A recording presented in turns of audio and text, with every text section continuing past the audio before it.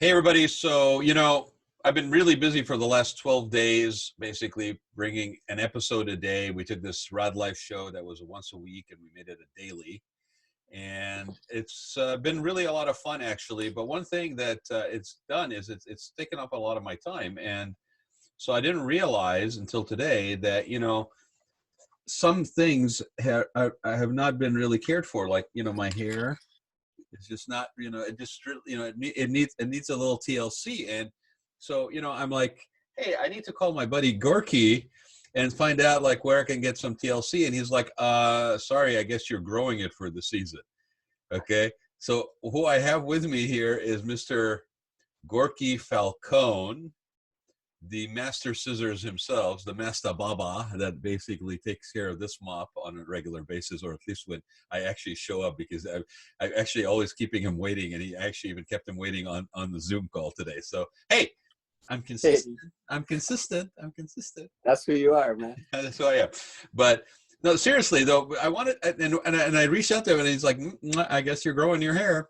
You gotta wonder, Are you gonna go with a full down on your shoulders? You're gonna go with a man You're bun? gonna have to be like the Hell no, I'm not commercial doing a guy. butt. I'm not doing man bun. No, You I'm gotta have to do no. the ponytail, the cigar, No, no, no, the no. I know cigar. exactly what I'm going to do. I think I'm going to do like Opera Man with Adam Sandler, where the hair is just like down, man, and Oh my God, yeah. it's silver and salt and pepper and all you got it. But Oh, but my with OCD is on fire as it is. your OCD is on fire as it is, yeah, I already want to cut it. yeah. I can't help you with that. I told you that a long time ago. Oh man, So I'm going crazy trying to figure out how many doll heads I can cut and like so many hair videos I can watch.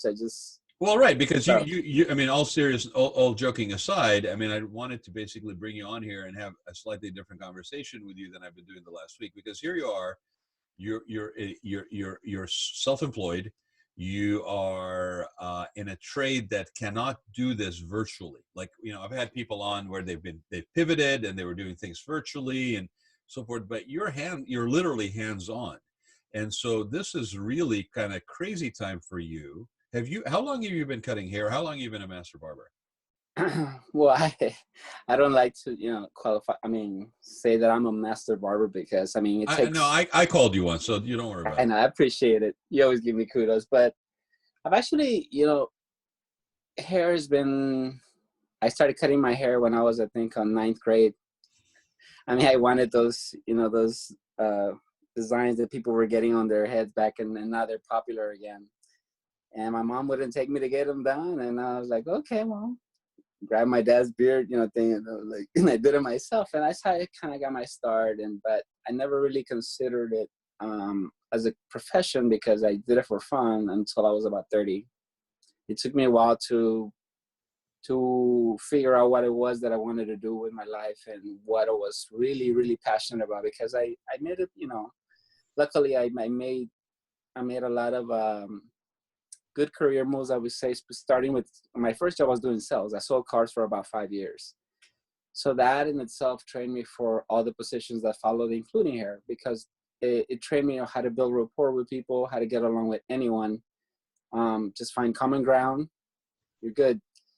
And know what you're talking about, know your craft, and that's all it really takes. And it's really helped with all my jobs, collections. I've done mortgages. I'm a certified interpreter, English to Spanish, and most of the time I worked in the financial field.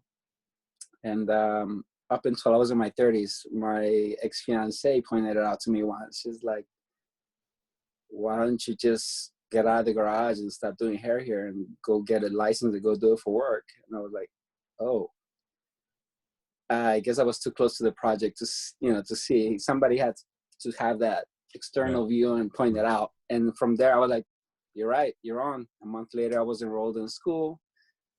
18 months later, well, 18 months it takes because part-time, it's like 25 hours a week roughly. Mhm. And you have to make 1,600 hours. So it takes about a year and a half part-time because I had to work also. So, but after that, I had my first license. Then after that, I went for my barber license and so on. So it just never really stops as far as learning, which is why I love this job and why it's such a hard thing right now. Because as I mentioned, luckily I can pivot. I've been applying online to, call center stuff. I can do remote work, online. I mean, I can do a lot of stuff, luckily, sales. Um, Not a lot of people. So how's it been? I mean, first of all, here's something that you're doing passionately. You were doing it as a hobby, then you make it a career path, and you're passionate about it. I mean, and I'll give you a little plug here too. You got to the point where you were even teaching it at the Paul Mitchell's, right? I did. I taught barbers at Paul Mitchell, yes, for about a year. In Costa Mesa, like near the OC Mix. So Right. so and you will be okay. You will fall on your feet. You have survival and a hustle, so that you'll figure out a way. But it's pretty hard, I would imagine, to basically go into a situation where you're hands-on and you're a very social person, and now you basically are at home. You're not sure you know what you're going to do. You're not sure what's going to happen. I mean, I'm assuming you also have gone through that, the filing for unemployment and all that good stuff, right? Don't even, that's another, tangent we need to go on when we get to the, Well, specific. I'm taking you on it right now. So what? So you find But let yourself. me address the Yeah. first issue. Okay, address the first issue. The main issue is that, to me, it's really killing my passion, because as I pointed out, it took me 30 years to figure out what I wanted to do with my life. And now that I'm 43, I've been doing it for 13 years. And now to take, really, in my mind, a step back and go back and work at a call center or do sales and not do what it is that I love to do, it's killing. It's a killer. I don't know how I'm gonna. Well, and you have to keep your hand in, right? I mean, so it's Sure. like you're not able to do that. So it's not like just a loss of a job. You're losing something that's very much part of who you are. That's what I was saying. So so far I've been, cutting all my family members, friends, anybody that I could. Hey, let me trim your beard, bro, or let me, cut your hair, dad, or just anybody that I can do something for, because I'm dying. I'm watching hair videos. I'm, cutting all my doll heads. They're all bald now. So it's really going to be a tough transition if this turns out to be longer than expected. Well, people are talking about like 90 days. I think that's correct. I think it's honestly the way that the people here in America work is that we can't be told that it's going to be 90 days up front. We're going to freak out. Economy will stop. People will, stop. I mean, I'll tell it to you in increments of 2 weeks. Right. 30 so they're days. Gonna keep scaring us little by little, like, oh, another 30 days, oh, till the end of the month. But look, it took China 88 weeks to get it under control, kind of. So that's, I think, the expected amount. Also because loans, the barbershop where I work on the weekends in Irvine company gave them a 3-month deferment. Mm-hmm. Amazon, what do you call it? Yelp gave them a 3-month deferment. So a lot of these big corporations are giving people 3-month deferment, which leads me to believe that they know something that we, the average people, don't know. Right. Which is probably going to be the government told them, hey, it's going to be about 90 days, get ready. So, and then the public is told, oh, hey, it's going to be till the end of March. Hey, till the end of April. Hey, until so on. Because you can't tell people the truth, unfortunately, here. People are too conditioned by the system not to be told what the real situation is. Hunker down. It's going to be at least, into the summer. So yeah. And fortunately, I've been preparing myself in a way, because as you know, I've been sober now, as in May 24th is going to be 2 years. So a lot of that, even though I'm a very social person, was cut hair all day and then come home and lock down, put some music, do my yoga here in my living room. So the social isolation, the social distancing, to me is like, well, it's cool. Well, but it's part of your, one day at a time kind of maintenance. And you raise an interesting point. I didn't even think about it, Gorky, is that right now, it's almost like it's almost like a joke. It's almost like a coping mechanism where people are saying, alcohol sales are up 50% in 2 weeks, in less than 2 weeks. Corona. No, but I mean, all joking aside, there is a massive consumption of alcohol that's going on right now as a way of I see coping, right? The trash cans are right here in my apartment complex. They're all full of beer. Like, I'm like, whoa. So for people that are actually in that space, it's an added challenge going on right now. Like it's really testing people's resolve. Just Right? imagine. I mean, it's like constant holidays with the family. What does families most of the time get to do when they're together? To like stand each other, social lubricant, right? So a lot of them are, you know, lubricated all the time now. So it's gonna be a lot of couples coming out of isolation. I think going directly to divorce attorneys, unfortunately, which is People going to sobriety programs. Yeah, I mean, it's something is gonna happen. You know, it's just. I think it's also a good thing though, in a way, because it's gonna force people to seek inwards, like to figure out who we really are, what's really important. Like right now, what's important to me is seeing my family. So what's important to me is figuring out if there's ever going to be a way where I can cut hair again and feed that part of my passion, which I can't do any other way. Unfortunately, there's no other way that I can do it. A lot of my barber friends are in the same position, and even worse, a lot of them don't have the background in finance or interpreting to or fall back on. They just have cutting, and they're, you know, unfortunately, they're all reverting back to going underground, going to people's houses. Everybody's still getting haircuts. You know, it's unfortunate, but true. The government hasn't made clear guidelines as to what's allowed and what's not allowed. And it's forcing people to go back to old prohibition style kind of stuff, you know, underground. You know what I find really kind of interesting and sort of sad, and I question whether it could have been avoided, is that this extremeness of shutdown without clear guidelines, without clear guidance, without basically saying, look, if you have symptoms, then definitely you need to basically self-isolate. That's what I was given directions to do last January when I had influenza. I was basically self-isolating for a whole week, right? And because it was a 5-day period and I did like 7 days. Sure. So there's been no transition. Like if you are not showing symptoms, but and if you can, no, hold on a second. But and if you can go somewhere and get tested, right? Now you can argue that still may be a false negative. Okay, great.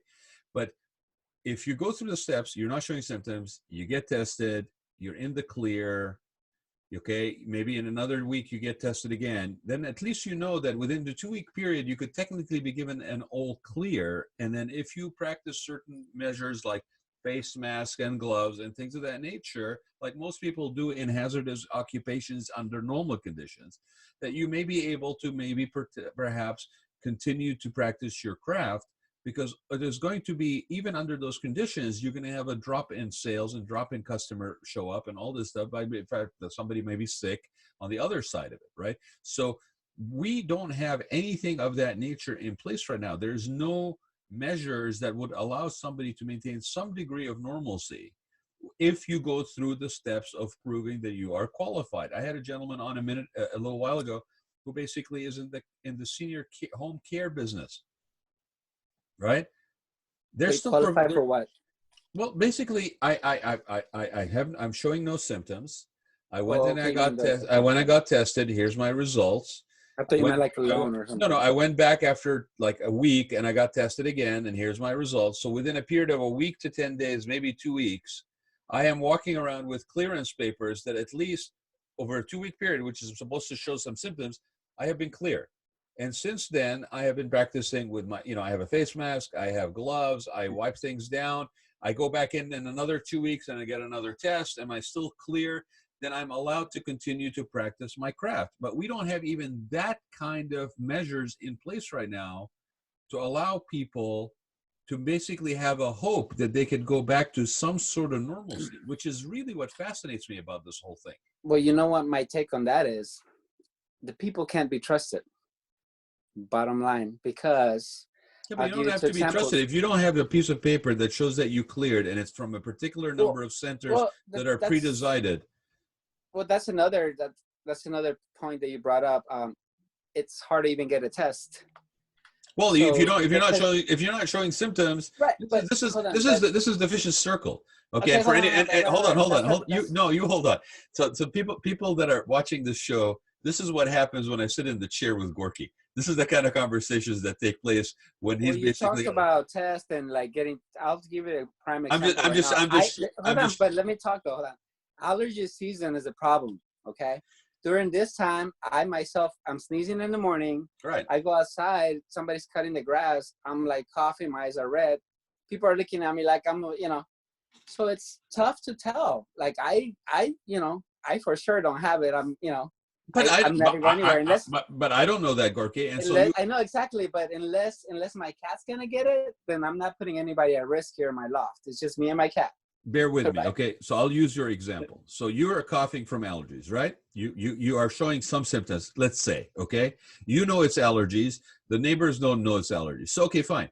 So you go and you get tested because, hey, I'm showing some symptoms, so I'm going to go get tested. I qualify to get tested, so I go get tested.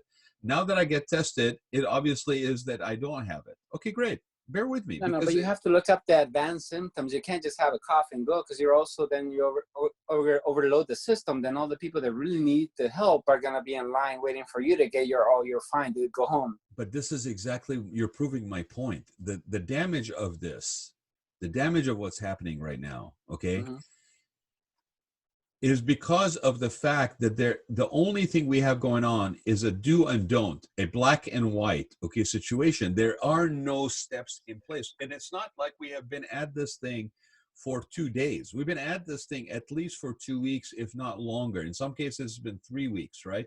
There needs to be some sort of relief mechanism put into place, because people, to your point, are going to cheat. Nobody's going to stay. If we think we're going to be able to maintain this consistency and consistency of adhering to guidelines and rules for 90 days, we got another thing coming, because the only way that that's going to happen is if we become a totalitarian situation and we put boots on the ground, because people are not going to be sequestered for 90 days in a world that basically conditioned them to be out and be social and take Facebook selfies in front of God knows what. This is America. It's free, freedom of speech, free of everything. And then there's that layer too. So 90 days is not gonna hold. The dam is not gonna hold for 90 days. And so it's like sand slipping through the fingers. The tighter you hold, just it's not gonna hold for 90 days. But I also think it's good, because if that slows down the curve in a way, then great. So Gorky, unless I run out of groceries, but what I'm saying is the damage from this, not to make light of loss of life, but the damage from this is going to be so much greater when it comes to economic impact and people that, oh yeah, I survived, I'm healthy, but I'm basically destitute. I am unable to pay my rent. I am unable to sustain my family, and I'm now basically homeless, or I'm basically now on welfare. The damage from this and the ripple effects going out from this are going to be such that we should be looking at how do we basically not necessarily normalize the situation, but give people an opportunity. It's like you don't qualify to drive a car unless you have a driving license. That means that you have to take some tests, then you have to basically be qualified by the DMV, and now you have a valid driving license. If you have a valid driving license, you're allowed to basically be a person who operates a vehicle that could endanger others. Take that same principle and apply it to this. If I am potentially virus-free or not virus-free, I have to, if we have mechanisms put into place to prove to people that I am actually virus-free and qualified to be outside, and I'm not operating my craft, my profession with a danger to others, and I will go back in, just like with the DMV, and get tested every once in a while. In this case, let's say every 10 days. That's wishful thinking though, bro, because look at the professionals that are on the front lines, the doctors. There's doctors that are living in their garage because they're in fear of contagion their family members. They're rooming with other doctors outside. And what I'm saying, that is not a sustainable situation for 90 days. The reality of this, like I'm having a conversation with you right now on this. Well, it depends. You're talking about ripples, and ripples to which side? There's ripples to the family aspect, there's ripples to the financial side, and there's ripples on as far as the benefit side, because as far as the benefit side, we were not ready. Sure, the government say, hey, stay home. All the celebrities, hey, stay home. Sure, you guys are okay with your J-Lo put a video of her staying home with her $1 million mansion. It's like, oh, cool, you don't have to worry about bills. But that's exactly my point. This 90 degrees of projected, so isolation, not being able to conduct business, not being able to, and then the $1,200 isn't going to do nothing for people, right? I mean, it's just not even a drop in the bucket, and so for us to be so focused on flattening the curve that we don't put in the same time simultaneously parallel path mechanisms in place that would basically clear certain people, that issue is going to come back and bite us, because in 90 days we will not have the uniformity with compliance that we have today. Where it's already fraying on the edges right now, and I think we need to worry more about not testing the people, but more like, for example, what CVS is doing. They're having coverings. Everything is hospital environment. So if we can make, for example, that's not sustainable for 90 days, Gorky. I know, but it's better than it's better than having your barber come to your garage and do your hair there with, you know, or like my neighbor, like 5 of their buddies come and party I'm not saying weekend. that. I'm saying your barber mm-hmm. is willing to basically go get tested, and then basically wait, and then get tested again, and be sequestered for 2 weeks, and after 2 weeks be able to walk around with a free bill with a clean bill of health certificate issued by a center or out of a handful of centers that are qualified to issue that paperwork, so there's no fraud in it. That barber should be allowed to, if they choose to, because they're going to basically also expose themselves potentially, but that barber should be allowed to go in and practice his craft as they see. Now that puts it on you now to whether practice or not, because you're exposing yourself to others. I was going to say I would choose not to, because there's still not an effective way to, you know, there's no effective cleaning mechanism that you can just, oh, I'm going to go ahead and douse myself with this and I'm clear of it. So I'm not going to, because I mean, when I'm behind the chair, you know, us barbers, our stylists, we always get the colds. We always get everything that ever goes around, because everybody brings it in. Sometimes they don't have symptoms because they're during the incubation time. Or so what? When does the reality of, let's say, the reality is hit now. But what's your sustainability? Let's say that tomorrow. I'm telling you, the reality is hit now. I'm relying on savings, credit cards. I'm thinking of getting a loan from my parents, so, you know, for this couple of months, just so I don't have to rely on savings. However, that's not a feasible thing. I'm waiting for EDD to get back to me. It took about a week to apply. When did you file for unemployment?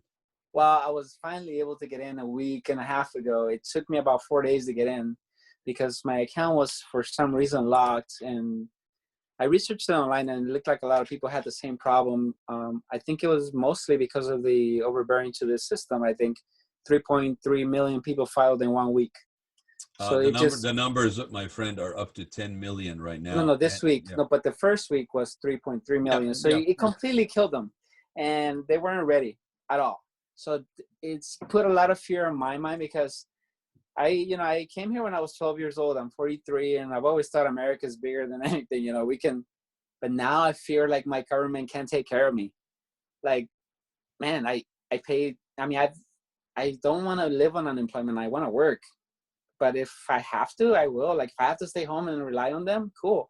But they're not getting anything done. It took me, I had to call about 3 different numbers. I had to, thankfully, some guy in corporate, you know me, I've used to do skip tracing. So I went and researched online. I found somebody in their quality assurance that actually picked up the phone.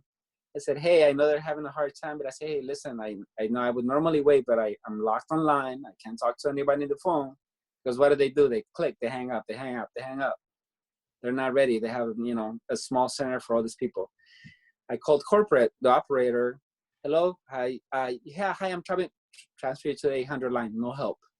Multiple times. So this guy took pity on me and showed me how to send a message through the website. If anybody's watching and you're having trouble, ask EDD. There's a section at the bottom where you put ask EDD and go ahead and send them a message and whatever issue you're having. And that's how they get back to me.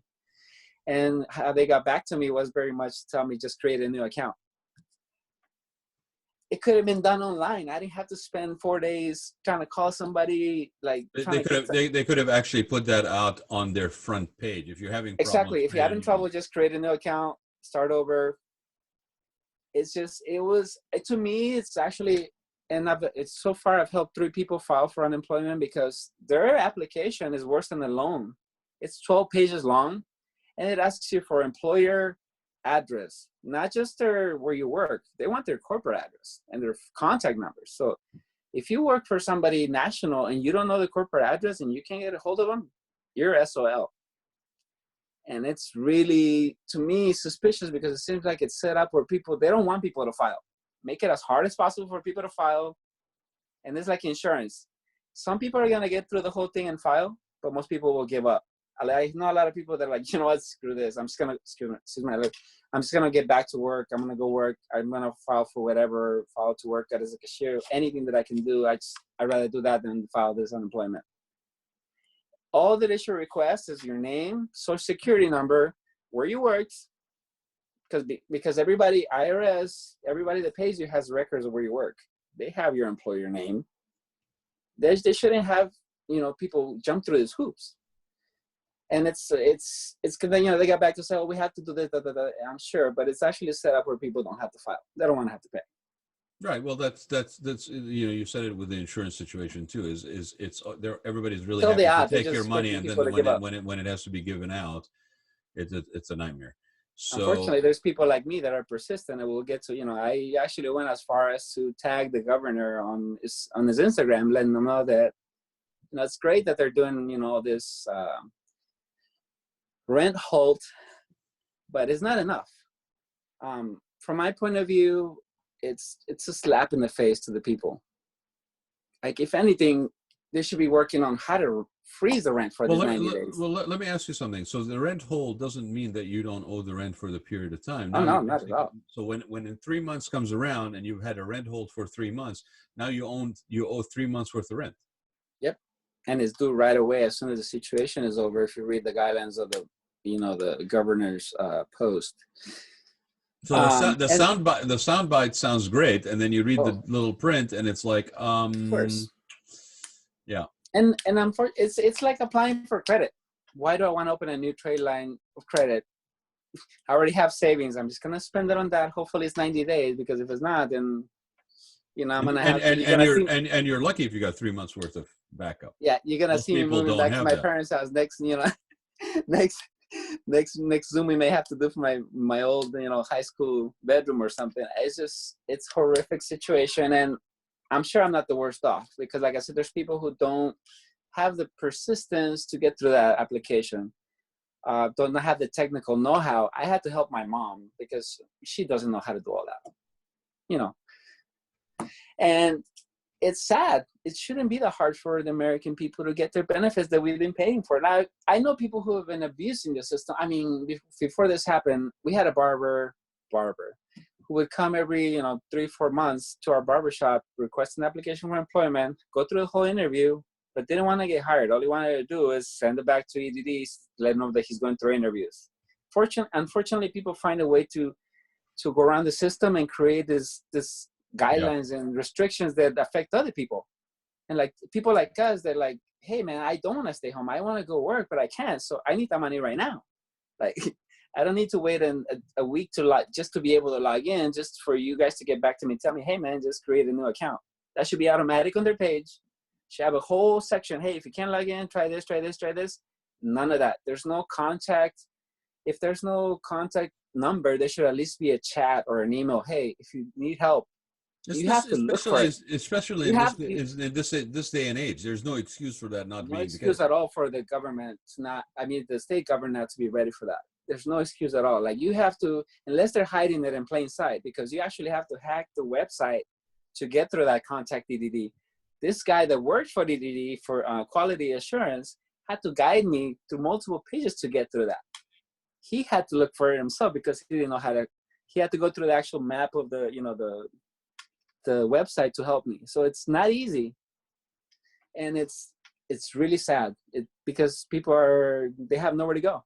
I had to go and, like I said, tag New York Times, whoever I can think of, Speaker of the House Pelosi, governor on his own post. Hey man, we weren't ready.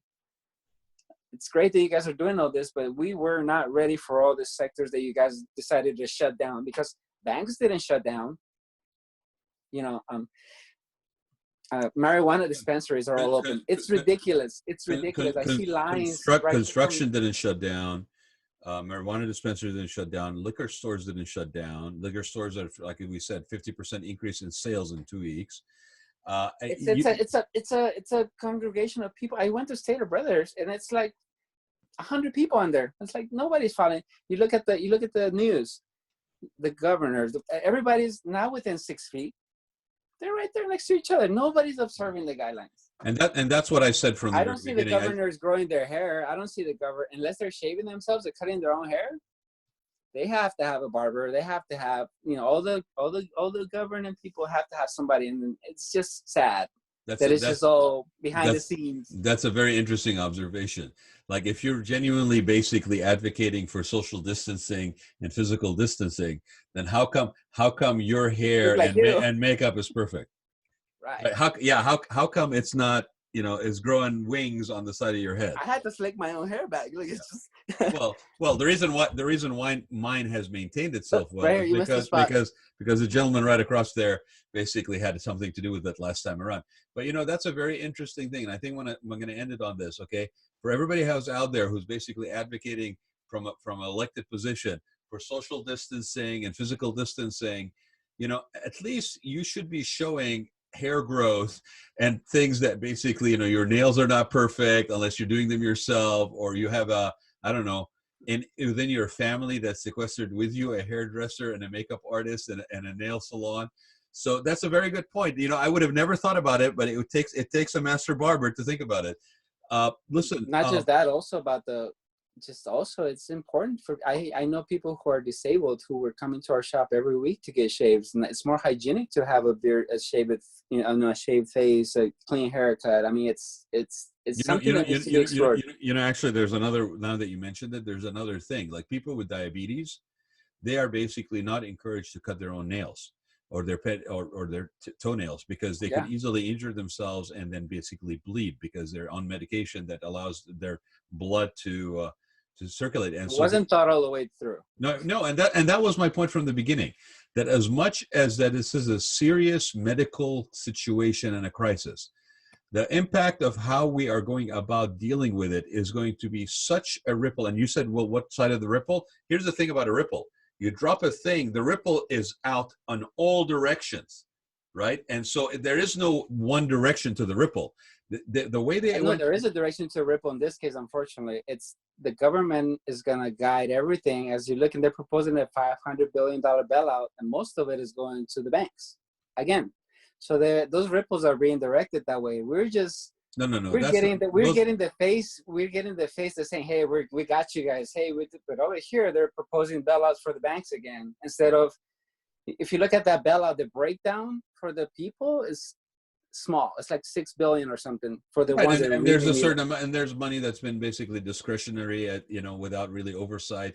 Yeah, I totally get it, and I don't want to really go down the political side of it. I think that the reality is this: people are genuinely being impacted. I appreciate you being on and sharing this, because it's also, literally from the front lines. You're dealing with this, and you're dealing with this, and you have other people coming to you that are also needing some help to deal with it. And as you said, it shouldn't be like this. It really should not be like this. And I don't know if in week 3, if 3 weeks after this thing has basically become everybody's issue, and the way we are basically going about it, and not even basically holding true to things, and understandably so, to be honest with you. I don't agree with people that are endangering themselves and others, but I totally get where they're coming from. And in 3 months, if in 3 weeks this is the situation, in 3 months, if we are under some kind of understanding or some kind of misunderstanding that this is going to be a sustainable condition for 3 months, which is what they're saying it's probably going to be at least, I think people are being in total denial, because people, if they're today breaking the curfew, breaking the going out in public, going into the grocery stores, if they're doing it it's making it worse. If they're making it in 3 weeks, I guarantee you in 3 months, it ain't going to get any better unless somebody shows some leadership and puts something into place that are actually in place, and not just sound bites and things. And I will end with this. Thank you for telling me to watch out for the news and see whether elected officials have showing who's following their own advice. hair growth or not. Because if you're asking me, right next to each other, 6 feet, people, 6 feet. So the new thing in political circles these days is, if you want me to trust you, you need to show me that your hair is growing. Exactly, and the beard, unless you're shaving and the beard, yourself. and like, well, you know, beard people shave themselves, but hair. If you want me to trust what's coming out of your mouth, let me see how long your hair has grown in the last 3 weeks. Mm-hmm. Gorky, thank you so much for being on, man. That was pretty funny. And I will be watching that now on CNN, MSNBC, and Fox, and seeing whose hair is basically. You're gonna see roots too, grays, guys, gray blending, women roots. It's gonna be great. Everybody's gonna pack all the hair salons to get back on. I've been wearing a beard for almost 20 years, so I'm happy for more bearded people around there. So, true that. See you soon, man. Thank you very much. Be safe. Take care, Raad. All right. See ya. Thank you. Bye-bye.